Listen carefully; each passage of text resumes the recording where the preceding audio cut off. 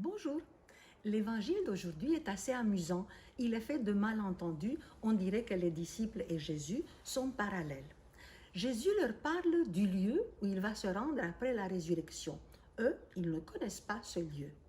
Il leur parle du chemin qui y mène, que d'après lui, les disciples devraient connaître. Ils ne connaissent pas. Il leur parle du visage du Père qui est bien reconnaissable dans la personne de Jésus. Les disciples sont stupéfaits. Mais Jésus aussi est étonné. Comment se fait-il qu'après l'avoir côtoyé pendant 3 années, les disciples le connaissent si peu? Et nous alors, qui ne l'avons pas connu pendant sa vie terrestre? J'espère que les enfants vont répondre que nous le connaissons par la foi. Effectivement, la foi nous dit que nous sommes créés à l'image de Dieu. Mais c'est l'Esprit Saint en nous qui nous configure au Christ. Dans certains d'entre nous, le visage du Seigneur est bien voilé, mais dans d'autres, il est rayonnant. C'est le cas des saints.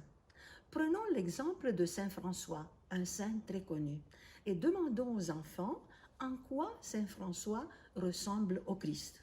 Ou alors Véronique, sur le chemin du Calvaire. Jésus a imprimé son visage sur son voile et bien entendu dans son cœur.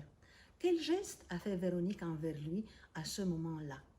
Attention, ne nous méprenons pas. Ce ne sont pas nos bonnes actions qui nous font ressembler le Christ. C'est l'Esprit qui travaille en nous. La seule chose que nous ayons à faire, c'est de ne pas mettre des bâtons dans les roues à l'Esprit Saint. Dans la vie contemporaine, autour d'eux, est-ce qu'ils connaissent des personnes ou des actions ou des actes dans lesquels on peut reconnaître le Seigneur? Demandons cette grâce à l'Esprit Saint en répétant doucement ce refrain de prière.